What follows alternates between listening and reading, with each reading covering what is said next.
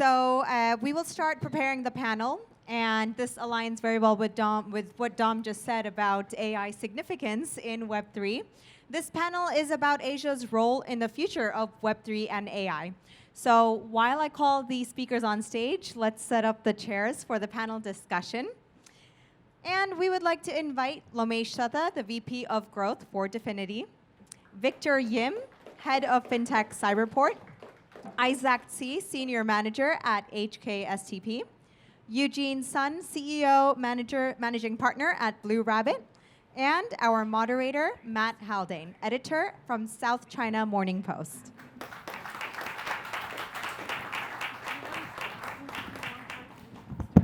All right. Can everyone hear me? All right. Great. Well, it's great to be here. I think the scope of this first conversation is it's not going to be quite as broad as the topic says. We won't get into AI too much here. But what I would like to do is we have a great panel here with a lot of knowledge on what's happening here in Hong Kong. So we're going to discuss a little bit about specific things happening, recent developments happening in Web3 here in Hong Kong, and then get into kind of the broader applications, Web3 applications that are developing in Asia and where Hong Kong fits into the ecosystem here in Asia. So that's pretty big scope. What's that? That's still a pretty big scope. Yeah, but we didn't touch on AI. Unless you want to, of course. So first, let's allow the panelists to introduce themselves here. Shall we just go down the line? Yep, sure. It's a pleasure to be here. I'm Isaac, representing the Hong Kong Science and Technology Park. So we are the largest startup ecosystem and the technology park here backed by the government since 21 years ago.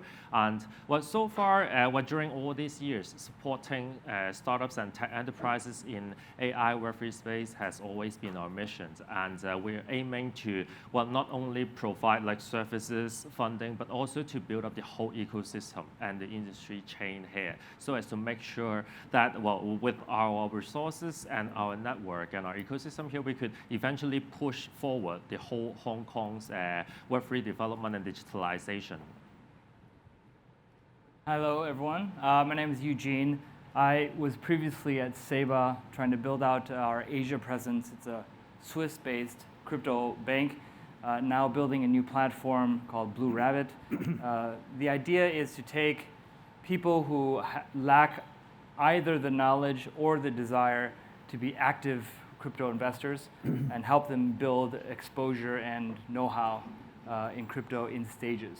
I think this is the original mission, I would say, of a lot of traditional financial institutions, is to help investors slowly move over, and I think that's been tricky, let's say. So we're building something specifically to help people do that in stages. So I'm Victor Yim, Head of Fintech from Cyberport. Really honored to be here, invited by ICP. And so I need to talk a little bit about the history. So the first time I learned about ICP, actually, when I know Herbert, I was really astonished and surprised by the kind of disruption that could bring. And I also installed OpenChat. And just now I use it again through the internet identity. I can use my Face ID and everything just works smooth. So it's really like Cyberport as the biggest fintech hub in Hong Kong, and also being appointed by the government as the Web3 hub since beginning of the years. We have seen a few hundreds of projects, and now we have more than 180 companies associated with Web3 now in our community. And I must say ICP is one of the most promising projects that I've seen. And I'm also lucky enough that last week we have Yan Gos, the principal researcher, to visit Hong Kong U to give us a speech and talking about some of the things that Don talked about, like signing from ICP to Bitcoin network with some really sophisticated cryptography that I couldn't understand, but I think that the beauty is it works, and it's actually brings new values to the system. And the other thing that I would like to talk about is, apart from my daily job, I'm also doing a part-time PhD at Hong Kong University on AI. So I'm really excited to hear about the language model running on ICP, which I'm more than very eager to learn more about. So thank you. Hey everyone, I'm Lomesh Dutta. I'm the Vice President of Growth at the DFINITY Foundation. So I would say I probably have one of the most fun roles here at DFINITY. So I interact with essentially entrepreneurs, startups that are looking to build something on the internet computer, hear all sorts of new ideas, as Dom was explaining, right? This is a very different kind of a blockchain where you're really trying to reimagine how a new version of the internet is being built. So like when the teams approach me and my team, they are full of passion, and they're just like looking to say, okay, how can we reinvent anything that exists today? They are trying to reinvent search, they are trying to reinvent GitHub, they are trying to reinvent social networks, all the enterprise systems, and I think that being interacting with these people, learning of those great ideas is really the super fun of being here. And yeah, looking forward to this conversation.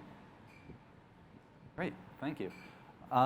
So I guess to kick things off, let's talk a little bit about kind of the broad scope, set the scene of what's been happening here in Hong Kong. You know, it's been almost a year since the Hong Kong government kind of kicked off its big Web3 push to try to regulate the virtual asset industry, or made an announcement with the regulations coming into effect in June. So now things are kind of in full swing. I kind of want to get into the precise, the exact recent developments that have been going on here. So as things stand now, how do you see the city's efforts in terms of how do things stack up in Hong Kong relative to other markets, especially in regards to talent, funding, getting resources, and do you think the government could be doing more? Shall we start with Isaac? Oh, yeah, sure. So I think every of you are very well you all noticed about the regulatory updates. I'm not going to bore you with that, as well as HKMA's the framework they designed to regulate other type of digital asset and blockchain usage on banking and financial sector. So these are all the things that the Hong Kong government has been pushing for years, and now it's starting to see the results. While I'm also not going to bore you too much with the fundings that the government is allocating to push forward the Web3 ecosystem development, such as the newly allocated 50 million Hong Kong dollar to Cyberport. I'll let you talk about it later in detail to make Hong Kong and Cyberport the Web3 hub here, and as well as the co-investment fund to push forward more startup investments and tech adoption, etc. But now all things are set, and now we're trying very hard, and eventually I believe we have get this whole business environment ready, very friendly for Web3 companies or for the traditional corps to adopt Web3 and blockchain solutions. So what's next would be that we really need to drive some use cases, real business use cases, in both ways. That on one hand, there should be something that without blockchain we couldn't do before with the traditional technologies, or there are something that we could embed blockchain technology into the traditional way to do things in order to make it more secure, more efficient, more cost-effective, etc. And on this area, we have done a lot in the partnership and business development side. We have been talking to a lot of large traditional corps, namely those constructions and property developers who will be where they have a very diverse business scope, that a lot of areas can apply blockchain in there to do data-related projects, or of course the financial services sector, which is highly related to of course, like digital asset trading, or stablecoin usage, etc., etc. So, well, these are one thing that we have been trying very hard to do. And if we got more business real use cases happening in town, the next step would be to make sure that we got enough service provider, solution provider, and the talents to develop the needed solutions. And this is also what we're paying very much effort in. Like in the past few months, we have visited 6 countries, including APAC, Europe, and the US, to attract more talents and projects to Hong Kong. Like not only like craving for like, oh, please come, we urge you to come, we got a lot of opportunities here, or this kind of like standard speeches, but also we are trying to do more exchanges of ideas like co-development on Web3 and AI projects, driving more business opportunities so that more talents can have their job to do in Hong Kong, as well as talent exchange programs. So these are all the things that we have been partnering with the government to do, and we hope that, okay, so now the business environment is ready, the regulatory framework is ready. We got the business here and we got the people here. I think the picture will be completed. So, well, this is what we're trying to do. And of course, we can do more, and we can see that the government is imposing more and more policy updates and more fundings, of course, allocated to us and Cyberport and other parties in order to drive this whole ecosystem development. So I would say, well, this is just the start here while we get the environment ready, and it's very ready to do the next steps. Maybe we can jump over to Victor from Cyberport. Let us know some of the initiatives happening over there. Yeah, thank you. So yeah, echoing what Isaac said, actually the government have granted us 50 million, and after the setup of the Fintech, the Web3 hub at Cyberport. So that 50 million grant is mainly for 3 purposes, which is talent cultivation, industry development, and public awareness.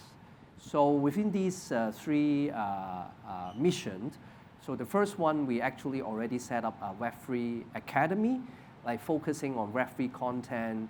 We have partners to create free content that helps the public to get educated with different Web3 subjects, some more technical, some more related to the daily usage, like how to use a wallet, et cetera, et cetera. And then the second one is the industry development. So first of all, we just launched our Web3 Living Lab, which is like a Apple Store showroom, showcasing different kinds of Web3 use cases. So there's like a NFT gallery, there's different showcase, including, for example, the eHong Kong D, the tokenized green bond. So just to let the public being able to appreciate what Web3 could bring to real life. And then the third is, of course, we have been working with different partners in creating a lot of Web3 events inside Cyberport or outside of Cyberport. And on top of that, there are a couple of initiatives that we are working on and going to launch very soon. So one of the very exciting one is something called the Web3 POC. So in the past, we have created a proof of concept scheme for the Financial Services and Treasury Bureau 2 times, which actually sponsor more than 150 proof of concept, while the tech firm is working with sponsoring financial institution. So we are replicating that success into Web3 space. So we hope that some real use case could be realized. And then we also replicate some of the work within Cyberport to promote or to support the Web3 ecosystem. For example, we have been doing something called the Cyberport University Partnership Program, whereas we send 15 teams of students to a prestigious business school for entrepreneurship quick boot camp. So this year, it was Cambridge. So this program, next year, we will adding some of the quota to the Web3 specific topics. And then we are also going to create like a Web3 internship program. So a student could go into places like Hashkey, like Carbon-Base to work and to learn about the real life application of blockchain and Web3.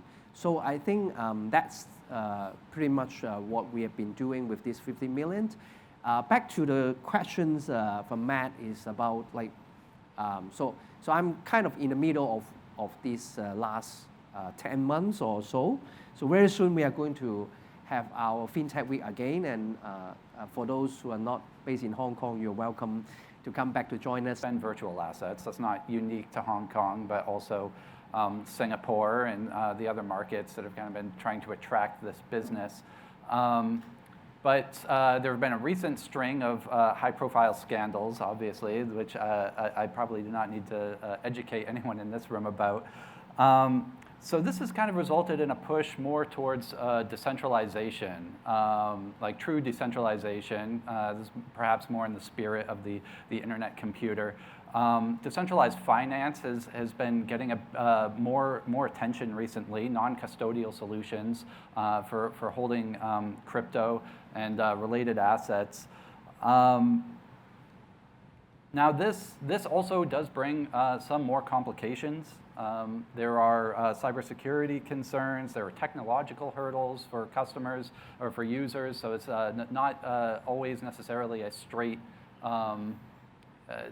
easy for people to onboard people into fully decentralized solutions.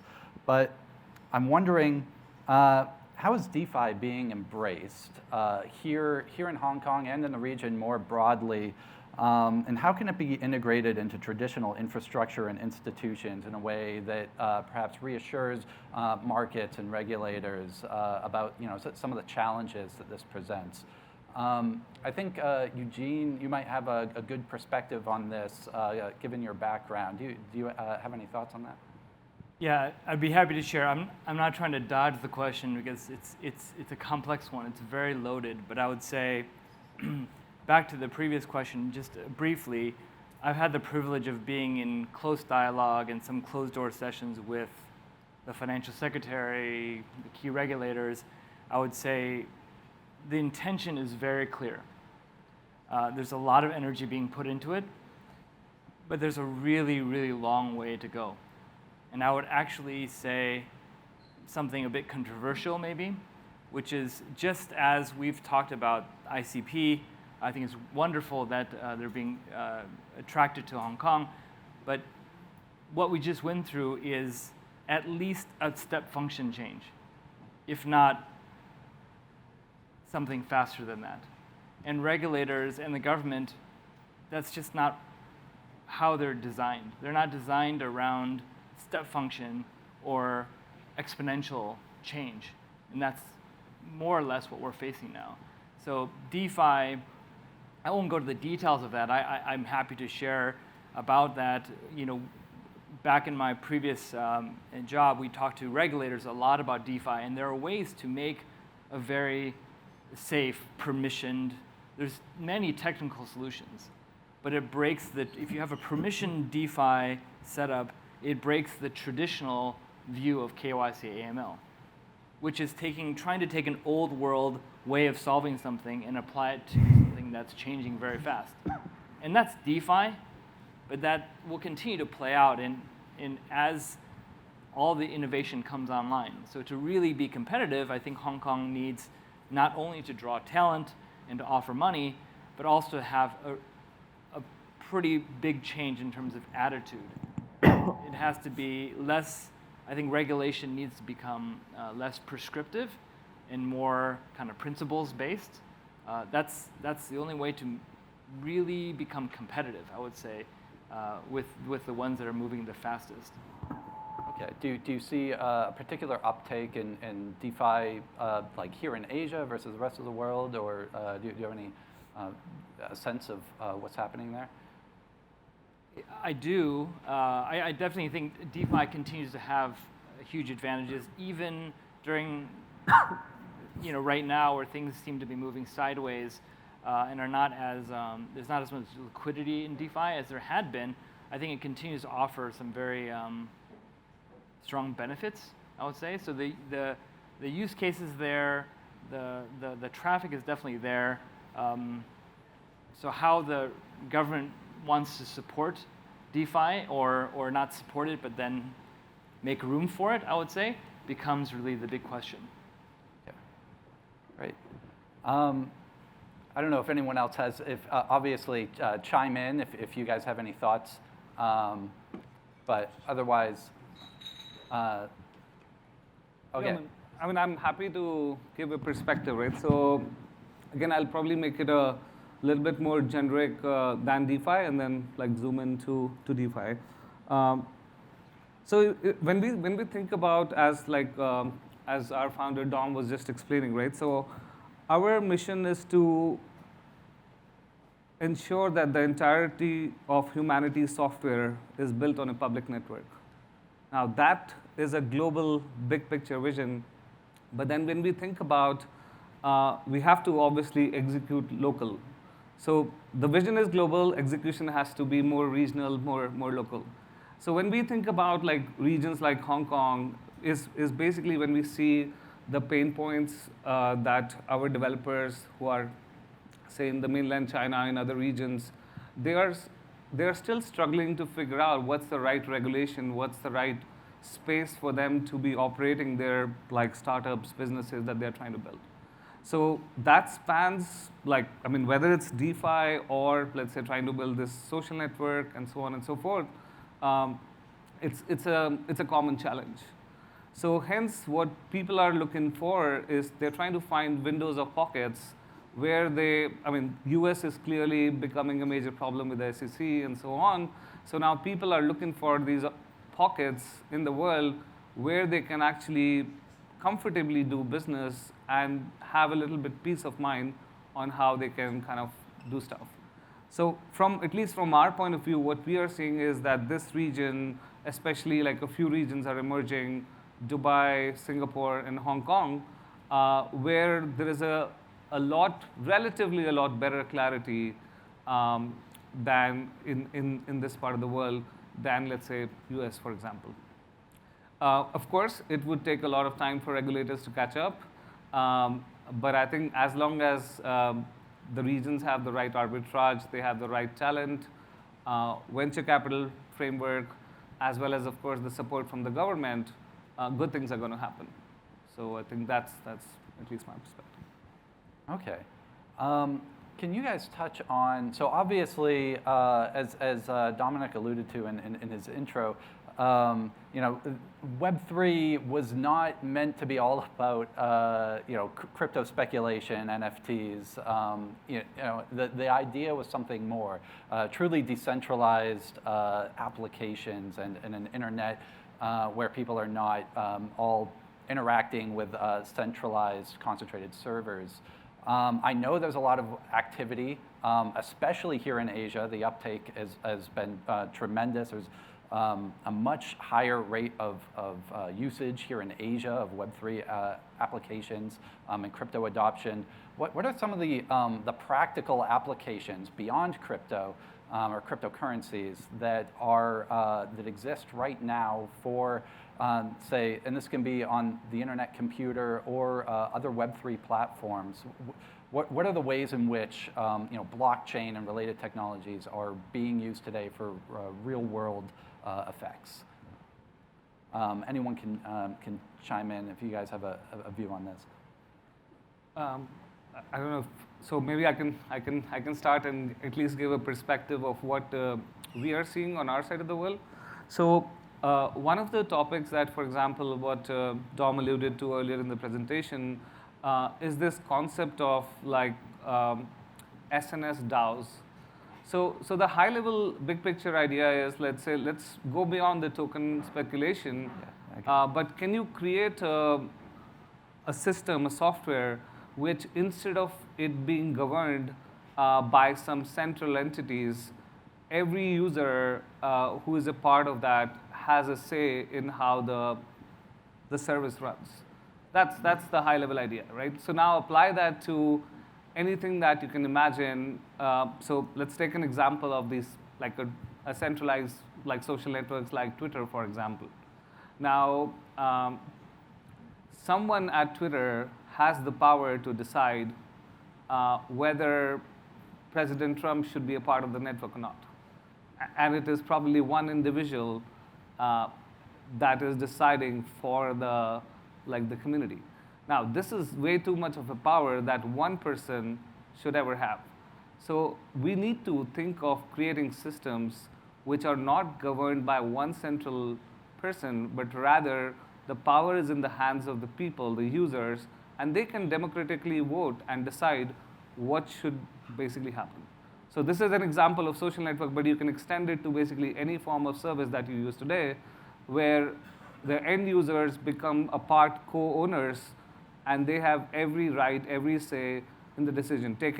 Extend it to ride-hailing services like Uber, where like the drivers and the riders should have the ability to decide which city should be launched next, what should be the commission that's paid by the drivers, and so on and so forth for a healthy functioning of the network.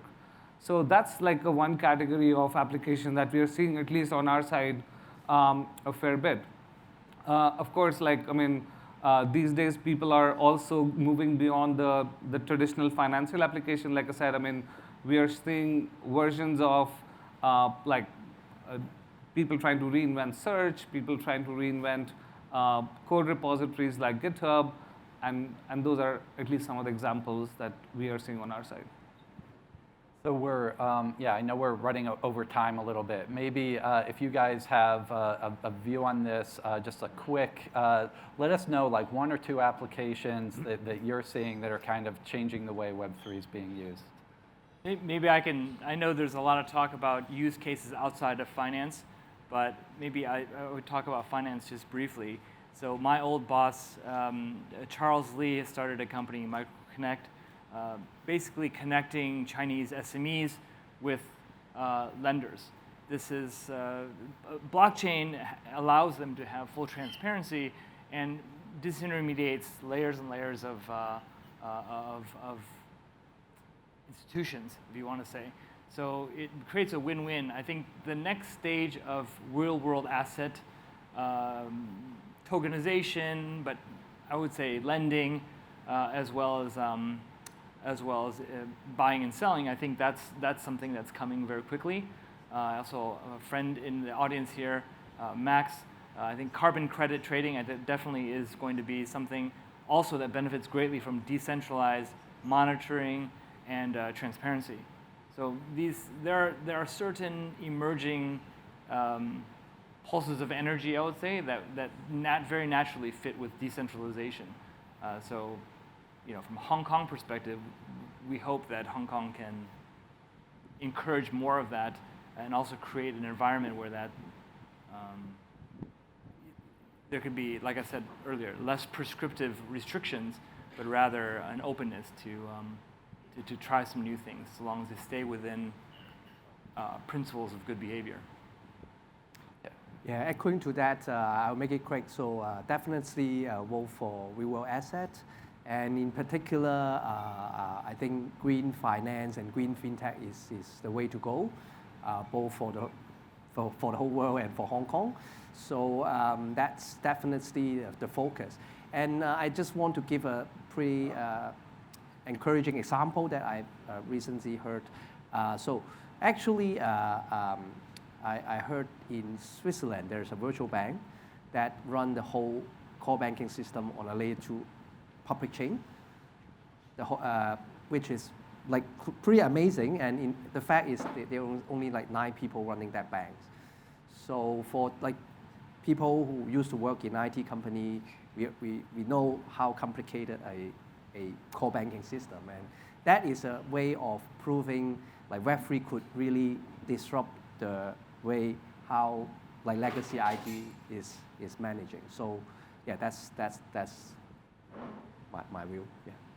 All right. So I'll finish in 1 minute, very quick, just to add some more details on Victor and Eugene's example. So back into Hong Kong, we have actually this morning I attended an Invest Hong Kong seminar, which one of our park companies also the supporting organization is called the InnoBlock Technology, and they are exactly doing this same kind of like blockchain-based ESG platform for companies, and for long term they are aiming for a carbon credit trading platform and tokenization as well. So they already have successfully built up a partnership with the Bank of East Asia. And HKM is well, fully informed and supportive on this. So of course, not endorsing the results, but we can see from this example that regulators, startups, banks are already trying very hard to work together. And also about the FinTech Week, I think with the Invest Hong Kong, the key organizer will be announcing a green FinTech map of Hong Kong, which a lot of green FinTech companies will be on the list. So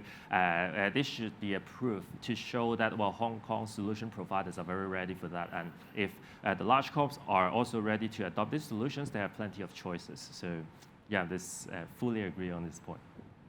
Great. That sounds like a good place to wrap up. Thanks so much to the panelists for this conversation. I believe it was quite broader in scope, perhaps, than I initially expected. But yeah, thanks so much.